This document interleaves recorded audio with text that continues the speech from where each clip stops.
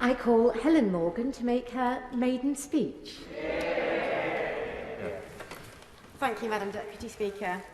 I'm humbled today to be standing in this historic chamber representing the people of North Shropshire. Those of you who have visited will know that it is a large and beautiful landscape, populated with pretty market towns and villages, and with a long and fascinating history. I would like to start by thanking my predecessor, Owen Patterson, for almost a quarter of a century of service to the people of North Shropshire, and in particular for his recent campaign and charitable work for suicide prevention. It's impossible to visit North Shropshire without being taken back in time. An Iron Age fort at Oswestry starts the story, as the first settlers here pioneered the farming industry that underpins the local economy to this day. In Welsh, the site is known as Caer Ogefan, meaning City of Gogefan, the father of Guinevere in Arthurian legend, and the intertwined story of North Shropshire and British politics may have begun there. The next step in our history is at Whitchurch, an important staging post on the Roman road to Chester. It takes its modern name from St Algmund's Church, originally built with white sandstone quarried in the south of the constituency at Grinshill. And here the association continues. This fine white sandstone was also used to make the lintels and door surround of number 10 Downing Street. And I'm sure the Prime Minister will be reminded of the beautiful constituency of North Shropshire each time he passes through that In the medieval period, Ellesmere's great castle was taken by Llewellyn the Great, not to be reclaimed by the English until after his death. Its remains are now largely confined to the earthworks they were built on. But luckily, the fortifications at Whittington and Morton Corbett still bear testament to the turbulence of life in the marches of the medieval kingdom. Internal strife has played its part as well.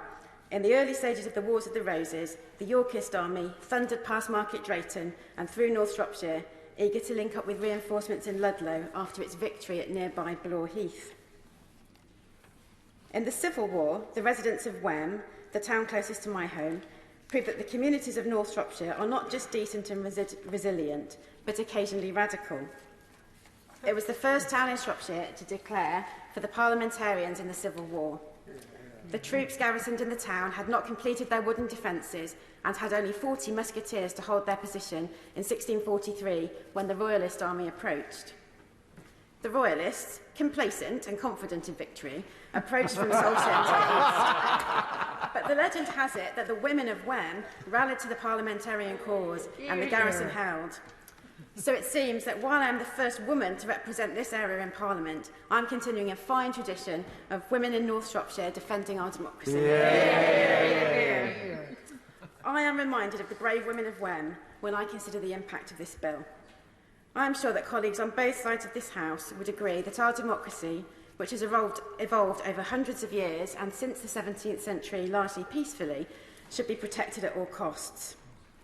Fundamental to that democracy is that the rule of law is upheld without fear or favour. But this bill seeks to undermine that principle. It will limit the ability of ordinary people to hold this government to account through the courts. Judicial review is working well.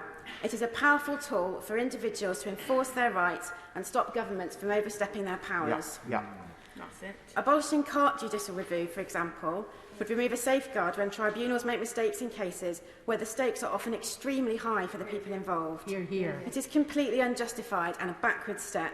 Absolutely right. That is why my Liberal Democrat colleagues and I are supporting Amendment number 5 in the name of my honourable friend, the member for Bath. Threatening to weaken the people's ability to challenge the government because the courts sometimes rule against you is the act of dictators and despots, not Democrats. The best way for a government to avoid that situation is to ensure it acts lawfully in the first place, not legislate to ensure that there is one rule for the citizens of this country and another for its leaders. The circumstances of my election suggest that the majority of voters in North Shropshire would agree. As their representative on these green benches and in the home of democracy, I will always defend their democratic rights and listen to their concerns, regardless of the candidate for whom their vote was cast. I will not give up on the fight for the issues that matter most to them: better access to health and ambulance services, a fair deal for our farming community, and proper provision of infrastructure and public services in rural areas. I very much look forward to working with my colleagues on both sides of this House to achieve that. Thank you.